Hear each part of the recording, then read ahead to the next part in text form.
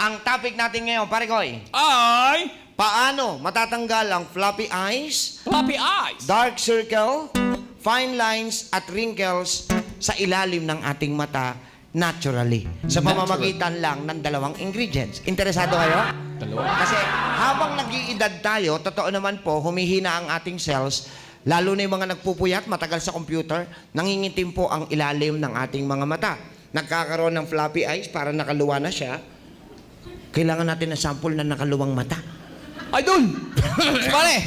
Wag tulog siya. So, nakaluwa yung mata at may mga fine lines dito, wrinkles. So, ano ang gagawin natin? Ito po. Interesado kayo? Okay. May dalawang ingredients na gagawin nating mask or eye mask. Anong mga ingredients to? Ground Coffee beans. Okay, ground coffee beans. Oh. So, dinurog po na coffee beans. Bakit? Tandaan natin na ang coffee beans, ang coffee ay may caffeine. At ang caffeine, it will protect cells from the UV radiation. Oh. It slows down photoaging. At lumalaban po siya sa mga free radicals. Oh. Yun ang trabaho ng ground coffee bean. Okay? Pangalawang ingredient, kukuha tayo ng itlog na puti. Itlog na puti. Ako, hindi pwede. Bakit? Brown ako. Di ba itim? Aray! Ano yung itlog na puti? Ang itlog na puti ay nagsisilbi bilang astringent. Sandali. Itlog na puti ng butike. Hindi. Itlog na puti lang. Nagsisilbi po yung astringent. Nag-anti-inflammatory din po ang itlog na puti.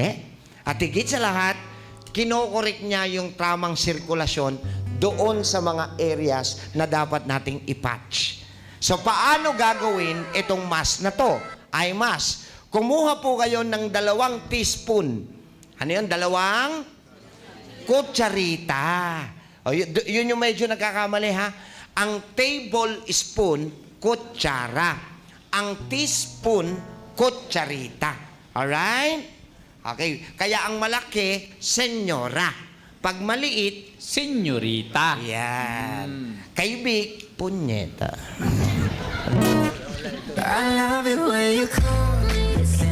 Alright. Ano na yan? Ano sabi? Up. Okay. Ngayon, 2 teaspoon ng coffee, grounded na po siya. Tapos kumuha po kayo ng 1 egg white. Isa lang. Isang egg white. Okay. Paanong gagawin? Here are the rules. Rules, Oh, eh. wow. Okay. Procedure. Pagsamahin po natin yung 2 teaspoon sa isang bowl at yung puti ng itlog. Batihin ng itlog. Hanggang maging floppy na siya. Mapapansin nyo, dahil kulay puti at black o brown yung pinagsama nyo, dark ang kulay nung patch na yon. Dark ang kulay. Ngayon, i-apply nyo po, okay, ang mixture niya habang hinahalo o binabati nyo, kailangan 1 minute, ha? Yun yung pinaka-konti. Okay, pag hindi pa siya masyadong floppy, tuloy nyo lang po ang pagbabate. Bati lang ng bate. Batihin mo yan. Bati. Bakit? Bati, nangangawit ka. Nangangawit ako yan. Okay, so pagkatapos po, kumuha kayo ng brush o kung malinis ang daliri, kumuha at Hindi. Ito yan. Hindi ito. Okay. Sa facial, itong ginagamit. Which one? This two. Alright. Makinig ko kayo kasi si Vic talagang, ayan, kukuha kayo or kung merong brush, kuha, i-apply sa ilalim, At pataas Ayan. ang pagpahid. pataas ang pagpahid, hindi pa ganoon. Pag ganoon, lalong luluwa. Lalong. Oo. So, pataas. So yung stroke niya pataas. Yan. Tapos, ang lalagyan po, makinig maigi, ito na yung pinaka-critical area. Hindi po lalagyan ng talukap. Around, Dito lang. ayan, around the eye. Yes. Gawin nyo po yan, ibabad po ng 30 minutes. Pagkatapos ibabad ng 30 minutes, kumuha po kayo ng hot towel, pampahid. Pagkatapos pong kumuha ng hot towel, kailangan naman natin ng malamig na towel. Malamig. Pang-press, compress. Yes. Compress. Cold compress. Cold compress. Gawin nyo po ito daily for 14 days and you will see Wala na kayong mata. instant result.